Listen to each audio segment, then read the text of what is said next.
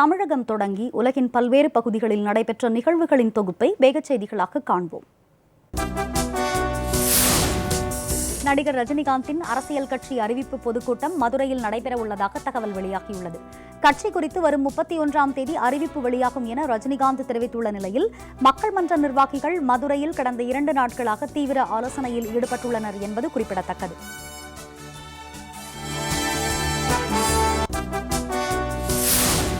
தமிழக முதலமைச்சர் திரு பழனிசாமிக்கு பதவி வெறி பிடித்துள்ளதாக திமுக எம்பி திருமதி கனிமொழி விமர்சித்துள்ளார். நெல்லையில் செய்தியாளர்களிடம் பேசிய அவர், பதவி வெறி காரணமாக விவசாயிகள் மற்றும் தொழிலாளர்களின் நலனை அடகு வைப்பதோடு தமிழகத்தின் ஒட்டுமொத்த உரிமையையும் மத்திய அரசிடம் திரு பழனிசாமி அடகு வைப்பதாக குற்றம் சாட்டினார். தமிழகத்தில் வரும் சட்டமன்ற தேர்தலில் 3வது அணி அமையும் என்று மக்கள் நீதி மய்யம் தலைவர் திரு கமலஹாசன் தெரிவித்துள்ளார். புதுச்சேரியில் செய்தியாளர்களை சந்தித்த அவர், முதலமைச்சர் திரு பழனிசாமி தரப்பும் திமுக தரப்பும் ஒருவர் மீது ஒருவர் சொல்லும் குற்றச்சாட்டுகள் தங்களுக்கு வசதியாக இருப்பதாக கூறினார்.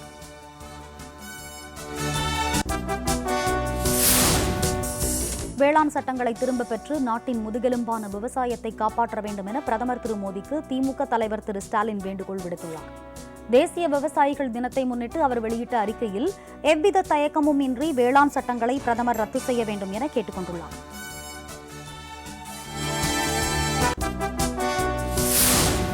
டெல்லியில் வேளாண் சட்டங்களுக்கு எதிராக போராடுவது இடைத்தரகர்களே என பாஜக மாநில துணைத் தலைவர் திரு அண்ணாமலை கூறியுள்ளார். மதுரையில் செய்தியாளர்களிடம் பேசிய அவர், திமுக தலைவர் திரு ஸ்டாலின் கூறுவது போல் வேளாண் சட்டங்களுக்கு எதிராக விவசாயிகள் போராடவில்லை என்றும், எதிர்க்கட்சிகளும் கமிஷன் ஏஜென்ட்டுகளும் தான் போராடுவதாகவும் தெரிவித்தார்.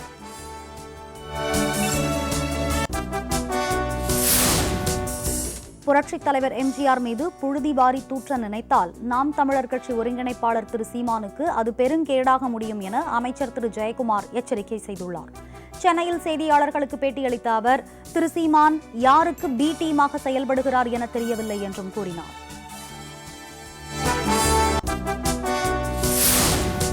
தமிழக சட்டசபை தேர்தலில் 80 வயதிற்கு மேற்பட்ட முதியோர்கள் மற்றும் மாற்றுத்திறனாளிகள் தபால் மூலம் வாக்கு அளிக்கும் முறைக்கு எதிராக சென்னை உயர்நீதிமன்றத்தில் திமுக வழக்கு தொடர்ந்துள்ளது. அதில் தபால் வாக்கை வாக்குச்சாவடி அதிகாரி நேரில் சென்று பெற வேண்டும் என்பதால் முறைகேடு நடக்க வாய்ப்புள்ளதாகவும், எனவே இந்த திட்டத்தை ரத்து செய்ய வேண்டும் என்றும் வலியுறுத்தப்பட்டுள்ளது.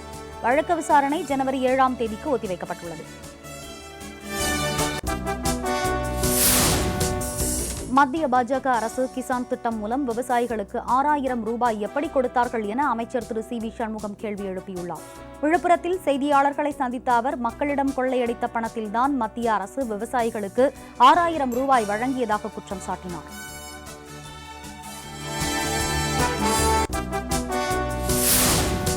திமுக முன்னாள் அமைச்சர்கள் மீதான ஊழல் வழக்குகளை நீதிமன்றம் மூலம் சந்தித்துக் கொள்வதாக அக்கட்சி எம்பி திரு ஆ ராசா தெரிவித்துள்ளார். திமுக முன்னாள் அமைச்சர்கள் மீது ஊழல் வழக்குகள் நிலுவையில் உள்ளதாக முதலமைச்சர் திரு பழனிசாமி கூறிய நிலையில், தங்கள் மீது உள்ள புகார்களுக்கு முதலில் பதில் கூறுங்கள் என்று திரு ராசா வலியுறுத்தியுள்ளார்.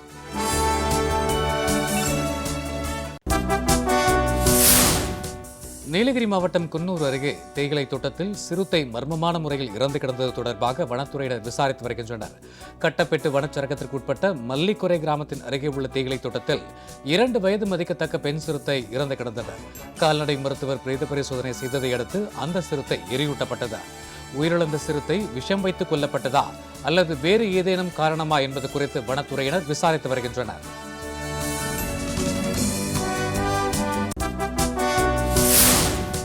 ஆந்திர மாநில அணைகளிலிருந்து உபரிநீர் திறந்துவிடப்படுவதன் காரணமாக பூண்டி சத்தியமூர்த்தி நீர்த்தேக்கம் முழு கொள்ளளவை எட்டியுள்ளது. 35 அடி உயரம் கொண்ட பூண்டி நீர்த்தேக்கத்திற்கு ஆந்திர மாநிலம் கம்மம்பள்ளி மற்றும் பிச்சாட்டூர் அணைகளிலிருந்து தண்ணீர் திறந்துவிடப்படுவதால் முழு கொள்ளளவை எட்டியுள்ளது. பூண்டி சத்தியமூர்த்தி நீர்த்தேக்கத்திற்கு வினாடிக்கு 4804 கனஅடி தண்ணீர் வந்து கொண்டிருக்கும் நிலையில் 3231 மில்லியன் கனஅடி நீர் இருப்பு உள்ளது. பேபி கால்வாய் வழியாக சோழவரம் ஏரிக்கு 616 கனஅடி நீரும் உபரியாக 244 கனஅடி நீரும் வெளியேற்றப்படுகிறது. திருச்சி தாப்பேட்டையில் தனியார் நூற்பாலையில் பணியமர்த்தப்பட்டிருந்த 14 குழந்தை தொழிலாளர்கள் மீட்கப்பட்டனர். நூற்பாலையில் தொழிலாளர் நலத்துறை உதவி ஆய்வாளர் உமாசங்கர் உள்ளிட்ட அதிகாரிகள் தலைமையிலான தனிப்படையினர் ஆய்வு மேற்கொண்டனர். அப்போது அங்கு 14 குழந்தை தொழிலாளர்கள் வேலை செய்வது கண்டறியப்பட்டது. இதையடுத்து அங்கிருந்து மீட்கப்பட்ட குழந்தை தொழிலாளர்கள் திருச்சியில் உள்ள குழந்தைகள் பாதுகாப்பு மையத்தில் ஒப்படைக்கப்பட்டனர்.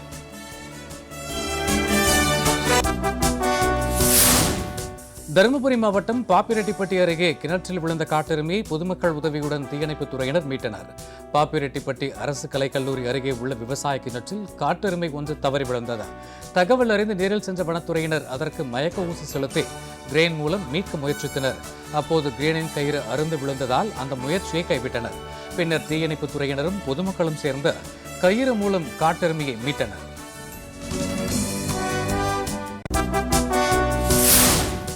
நாகை மாவட்டம் சாமந்தான்பேட்டையில் தூண்டில் வளைவுடன் கூடிய மீன்பிடி இறங்குதளம் அமைக்கப்படாததை கண்டித்து நள்ளிரவில் தீப்பந்தம் ஏந்தி மீனவர்கள் போராட்டங்களில் ஈடுபட்டனர். தூண்டில் வளைவுடன் மீன்பிடி இறங்குதளம் அமைக்க கோரி கடந்த 2 நாட்களாக மீனவர்கள் வேலைநிறுத்த போராட்டத்தில் ஈடுபட்டு வந்தனர். ஆனால் அரசு அதிகாரிகள் பேச்சுவார்த்தை நடத்தாததால் ஆத்திரமடைந்த கிராம மக்கள் நள்ளிரவில் கடற்கரையில் தீப்பந்தம் ஏந்தி தமிழக அரசை கண்டித்து போராட்டத்தில் ஈடுபட்டனர்.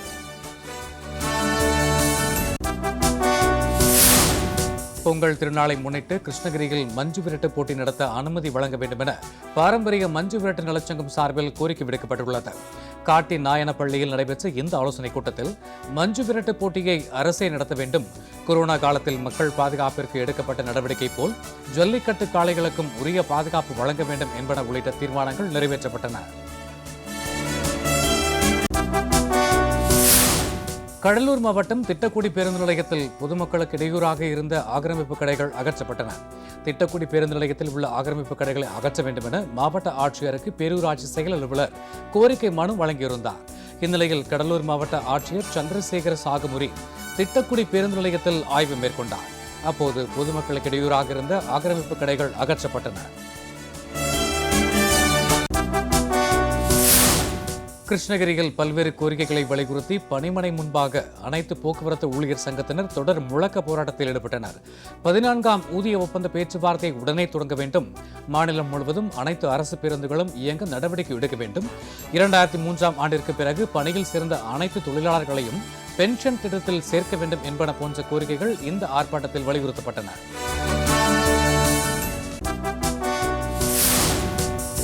திருவள்ளூர் மாவட்டம் மீஞ்சூரில் அமைந்துள்ள ஆரம்ப சுகாதார நிலையத்தை மருத்துவமனையாக தரம் உயர்த்திடக் கோரி இந்திய ஜனநாயக வாலிபர் சங்கம் மற்றும் அனைத்திந்திய மாதர் சங்கத்தினர் கண்டன ஆர்ப்பாட்டத்தில் ஈடுபட்டனர். ஆரம்ப சுகாதார நிலையத்தில் முதலுதவி அளிக்க போதிய மருத்துவர்களை நியமனம் செய்ய வேண்டும், இசிஜி, ஸ்கேன் உள்ளிட்ட அனைத்து சேவைகளும் கிடைக்க வேண்டும் உள்ளிட்ட கோரிக்கைகள் ஆர்ப்பாட்டத்தின் போது வலியுறுத்தப்பட்டது.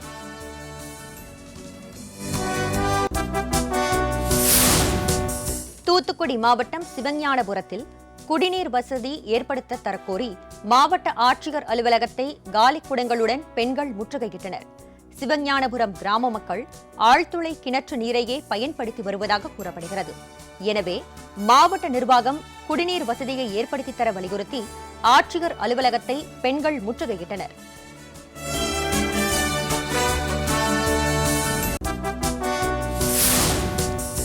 திருவண்ணாமலை மாவட்டம் சாத்தனூர் அணை நீர்மட்டம் இந்த ஆண்டில் முதன்முறையாக 100 அடியை எட்டியது.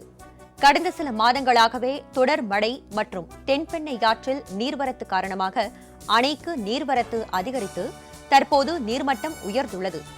அணையின் நீர் இருப்பு 3754 மில்லியன் கன அடியாக உள்ளது. அணைக்கு 173 கன அடி நீர் வந்து கொண்டிருக்கிறது.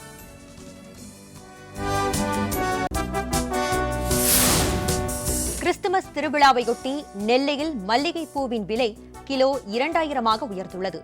கிறிஸ்துமஸ் தினம் நாளை மறுநாள் கொண்டாடப்படவுள்ள நிலையில் நெல்லை சந்திப்பில் உள்ள மொத்த பூ விற்பனை சந்தையில் பூக்களின் விலை கடுமையாக உயர்ந்துள்ளது. 1 கிலோ மல்லிப்பூ 2000 ரூபாய்க்கும் 1 கிலோ பிச்சிப்பூ 800 ரூபாய்க்கும் விற்பனை செய்யப்பட்டு வருகிறது. பூக்களின் விலை உயர்வால் பொதுமக்கள் கவலை அடைந்துள்ளனர்.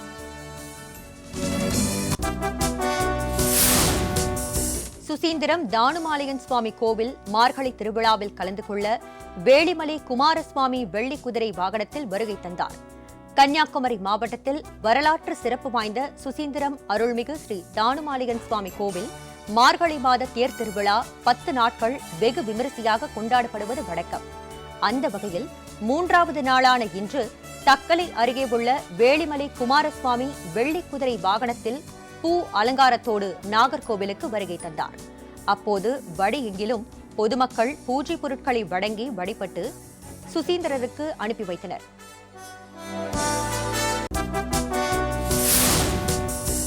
புதிய வேளாண் சட்டம், சமையல் எரிவாயு விலை உயர்வு ஆகியவற்றை கண்டித்து காரைக்காலில் காங்கிரசார் ஆர்ப்பாட்டத்தில் ஈடுபட்டனர்.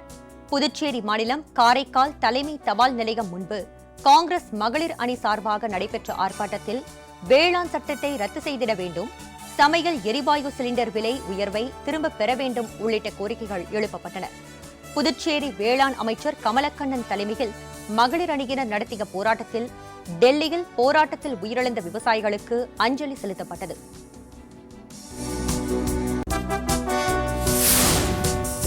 மாதவரத்தில் தனியார் குடோனில் ராட்சத இரும்பு கதவு சரிந்து விழுந்ததில் காவலாளி உயிரிழந்தார்.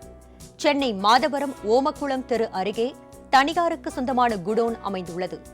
இங்கு மணலையைச் சேர்ந்த பால்சதா என்பவர் காவலாளியாக பணிபுரிந்து வந்தார்.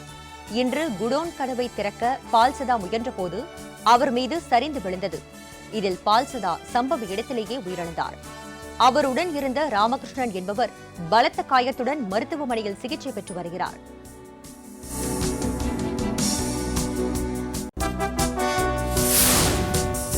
மயிலாடுதுறையில் சாரம் அமைக்கும் பணியின் போது உயர் அழுத்த மின்சாரம் தாக்கி சம்பவ இடத்திலேயே ஒருவர் உயிரிழந்தார்.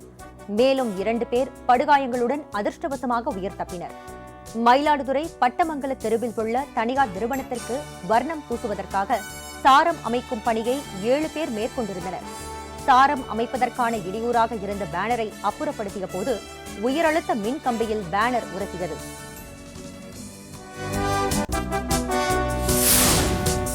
கோவை மசக்காளிப்பாளையம் பகுதியில் உள்ள ரிலையன்ஸ் நிறுவனத்தை AIYF அமைப்பினர் முற்றுகையிட்டு போராட்டத்தில் ஈடுபட்டனர். மத்திய அரசின் வேளாண் சட்டங்களை திரும்பப் பெற வலியுறுத்தி மத்திய அரசை கண்டித்து கோஷமிட்டவாறு கடையை முற்றுகையிட முயன்றனர். இதனால் போலீசாருக்கும் போராட்டத்தில் ஈடுபட்டவர்களுக்கும் இடையே தள்ளுமுள்ளு ஏற்பட்டது. தொடர்ந்து போராட்டக்காரர்கள் அனைவரும் கைது செய்யப்பட்டனர்.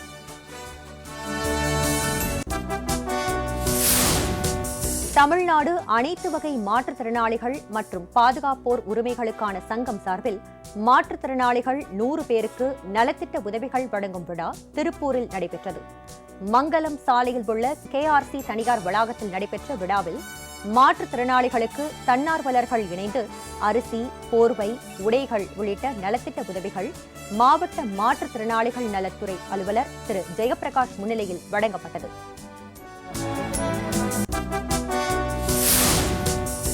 மதுரை கீழவெளி வீதி லட்சுமிபுரம் பகுதியில் மதன் சிங் என்பவருக்கு சொந்தமான பாத்திரக்கடையில் தீ விபத்து ஏற்பட்டது.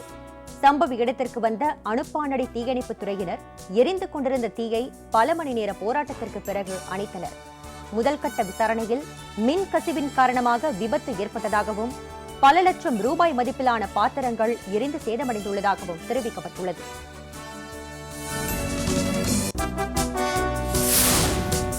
வழக்கறிஞர்கள் போராட்டம் மற்றும் ஆர்ப்பாட்டத்தின் போது கருப்பு அங்கி மற்றும் காலர் அணிந்து போராட இடைக்கால தடை விதித்து உயர்நீதிமன்ற மதுரை கிளை உத்தரவு பிறப்பித்துள்ளது.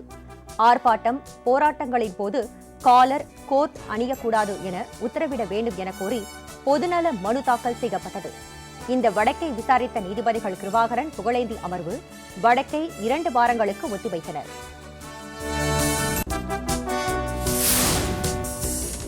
மதுரையில் மாடுகளை திருடி விற்பனை செய்து வந்த 3 பேரை போலீசார் கைது செய்தனர்.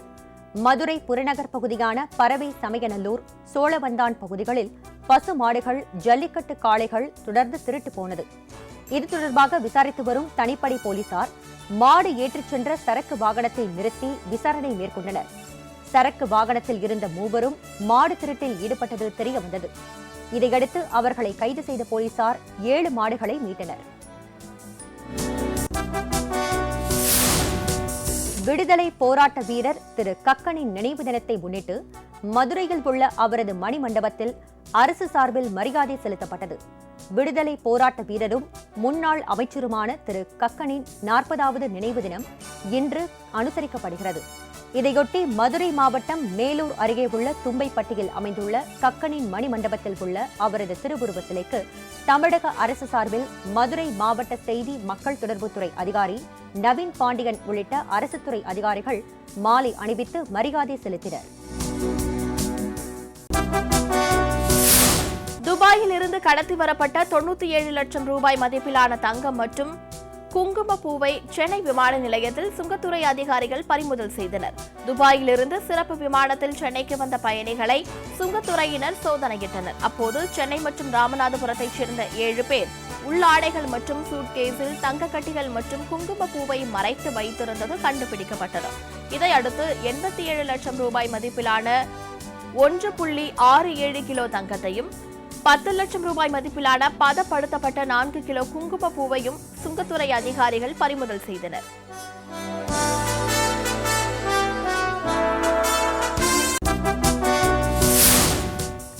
சேலத்தில் பிரபல ரவுடி ஒருவர் வெட்டி கொலை செய்யப்பட்டார். கிச்சிபாளையத்தைச் சேர்ந்த பிரபல ரவுடியான செல்லதுரை என்பவர் கடந்த 15 நாட்களுக்கு முன்பு சிறையிலிருந்து வெளியே வந்தார். நேற்றிரவு அம்மாப்பேட்டையில் உள்ள வழக்கறிஞரை சந்திக்க காரில் சென்றபோது 2 கார்களில் அவரை பின்தொடர்ந்து சென்ற 6 பேர் செல்லதுரையை வழிமறித்து சரமாரியாக வெட்டிவிட்டு தப்பி ஓடிவிட்டனர். முதற்கட்ட விசாரணையில் செல்லதுரையின் கூட்டாளி ஜான் என்பவருக்கு கொலையில் தொடர்பு இருப்பது தெரியவந்துள்ளது. எனவே 3 தனிப்படைகள் அமைத்து கொலையாளிகளை போலீசார் தேடி வருகின்றனர்.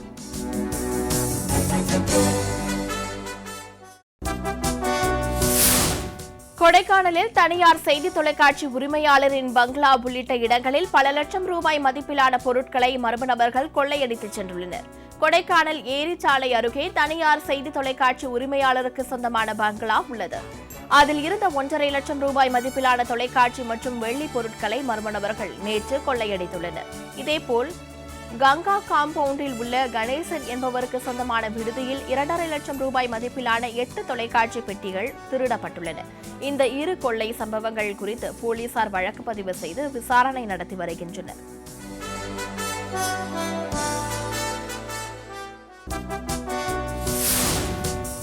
தேனி மாவட்டம் போடியில் நகைக்கடையில் திருடிய 2 பெண்களில் ஒருவரை போலீசார் கைது செய்தனர். பரமசிவன் கோவில் தெருவில் உள்ள நகைக்கடைக்கு சென்றிருந்த 2 பெண்கள் நகைகளை பார்வையிட்ட பின்னர் எதுவும் பிடிக்கவில்லை என கூறி அங்கிருந்து திரும்பி சென்றுள்ளனர். நகைகளை சரி பார்க்கும்போது 2 சவரன் நகை குறைந்தது தெரியவந்தது. சிசிடிவி கேமராவை ஆய்வு செய்ததில் கடைக்கு வந்த 2 பெண்கள் நகையை திருடியது தெரியவந்தது. இதையடுத்து நிலக்கோட்டையைச் சேர்ந்த செல்வி என்பவரை கைது செய்த போலீசார் தலைமறைவான மற்றொரு பெண்ணை தேடி வருகின்றனர்.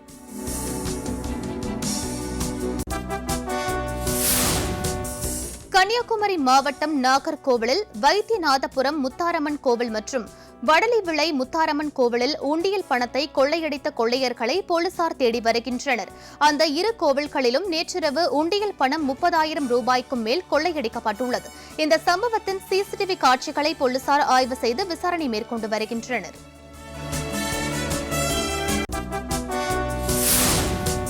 நாகை மாவட்டம் குத்தாலம் அருகே 500 லிட்டர் கள்ள சாராயத்தை போலீசார் பறிமுதல் செய்தனர். பாளையூர் காவல் நிலையத்திற்கு உட்பட்ட திருமங்கலம் அருகே கள்ளச்சாராயம் கடத்தப்படுவதாக கிடைத்த தகவலை அடுத்து போலீசார் சோதனை மேற்கொண்டனர்.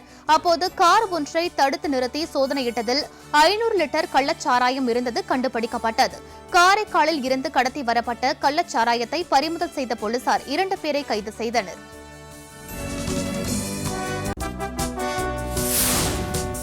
சேலம் மாவட்டம் ஆத்தூர் அருகே சாராய வியாபாரிகள் 2 பேர் குண்டர் சட்டத்தில் கைது செய்யப்பட்டனர். ராமசேஷபுரம் கிராமத்தைச் சேர்ந்த சந்திரவேல் மற்றும் நவீன் ஆகிய 2 பேரும் கடந்த மாதம் சாராயம் விற்றபோது போலீசார் கைது செய்து சிறையில் அடைத்தனர். இவர்கள் மீது மேலும் பல வழக்குகள் நிலுவையில் உள்ள நிலையில் தொடர்ந்து சாராயம் விற்று வந்துள்ளனர். எனவே காவல் கண்காணிப்பாளரின் பரிந்துரையை ஏற்று மாவட்ட ஆட்சியர் உத்தரவின்படி இருவரும் குண்டர் சட்டத்தில் கைது செய்யப்பட்டுள்ளனர்.